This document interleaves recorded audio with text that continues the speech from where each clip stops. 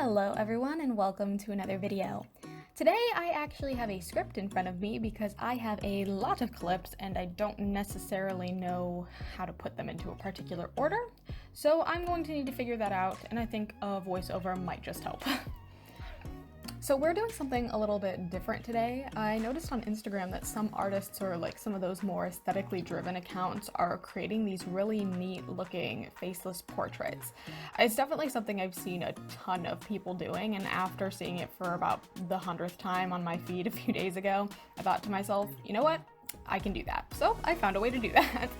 Now, there are definitely levels to this. Some elements of the designs are easier or harder than others, and it's totally up to you and your personal style for what it is that you would like your final piece to look like.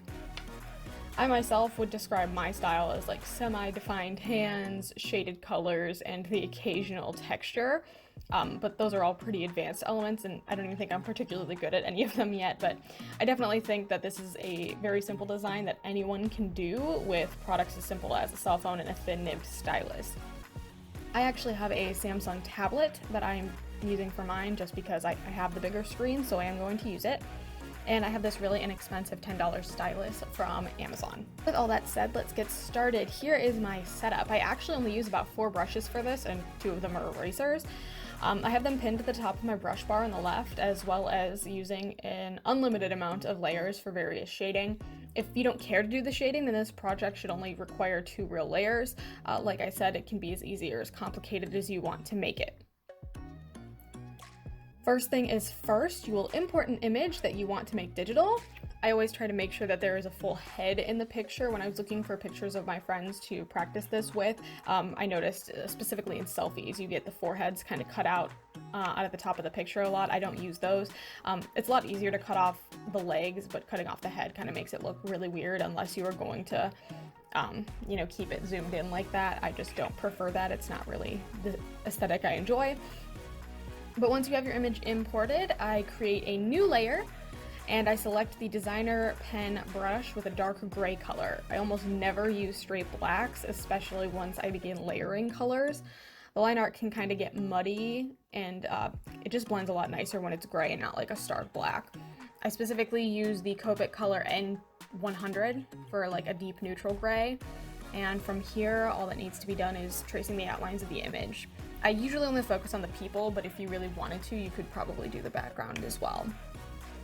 If your image is too dark or like really saturated, I like to lower the opacity of the image on my other layer. That just makes it so that my gray lines show up a lot more bright, and it's really easy to tell where I've drawn. Also, just as a warning, because I've made this mistake about 100 times, be absolutely sure you're tracing your lines onto a different layer. It's 1, way easier to color, and 2, you don't want to have to get halfway through your outlines only to realize you need to do it again on another layer. I've done that so much, it's so frustrating. I try to really look for dark lines to identify like bends or folds if they're really prominent. I think it makes the image look a little bit better. I think this is most particularly noticeable in a lot of pictures of hair. Straight hair is obviously easier, but generally I just kind of create a couple lines in the general direction that the hair is moving and it looks all right.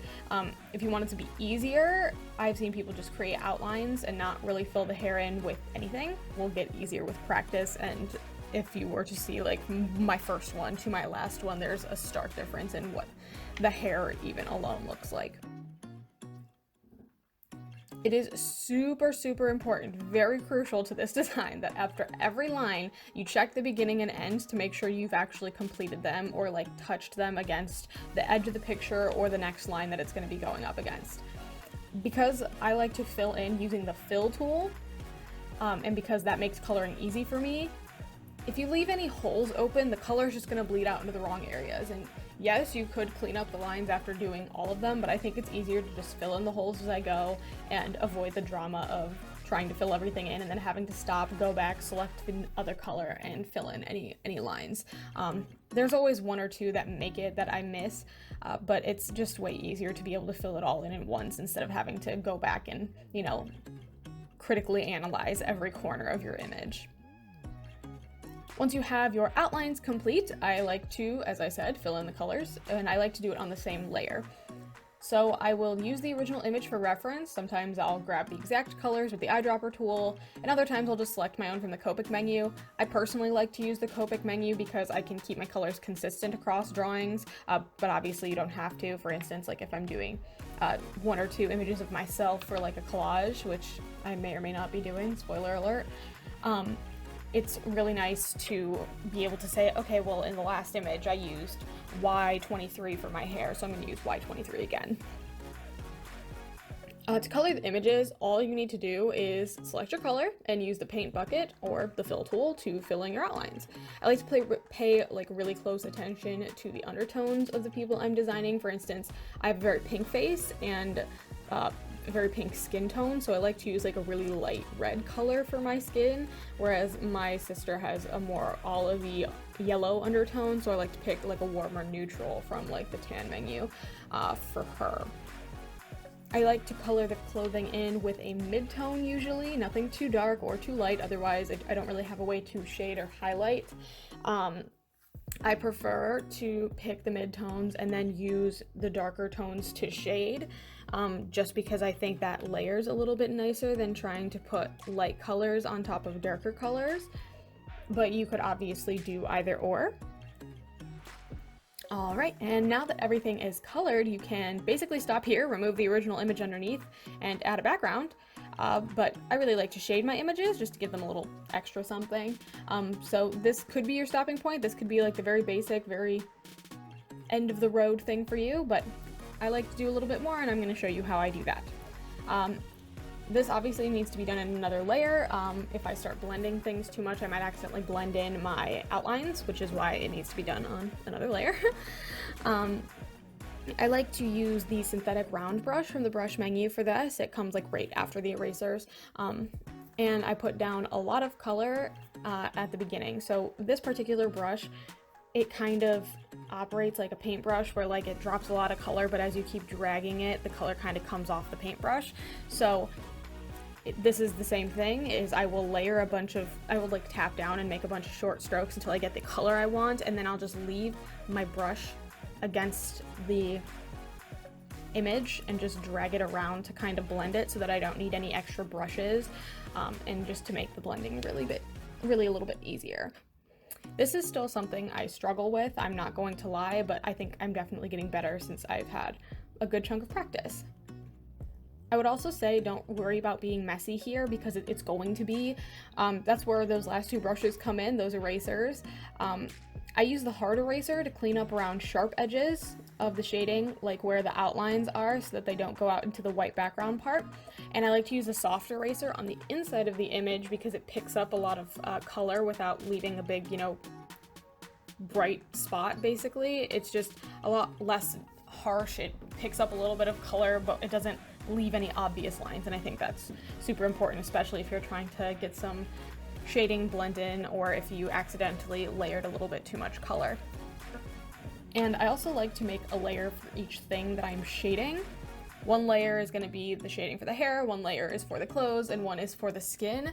That way I can super easily erase around the outside without having to worry about ruining any other parts that I have shaded. For the hair, I sometimes like to include some strands following my original lines that are in like highlighted or shaded colors. It just gives the hair a little bit more dimension. If you want a more hair-like texture, there is actually a blending brush in another layer of the brush menu that works really well for this. There's like a whole menu of just plain white blending brushes. And they do kind of have this very hair-like texture to them. But I don't think it's necessary, and I don't particularly enjoy doing it on my specific images. The only thing that I think is super important for you to know when you're shading the hair or working with hair is making sure that all of your lines and even all of your blending is going in the same direction. I like to start at the top and go down, start at the top and go down, and just follow the pattern of the hair. I think that gives it the best texture for sure. And I also sometimes like to take my eraser and create some more hairlines with that original color.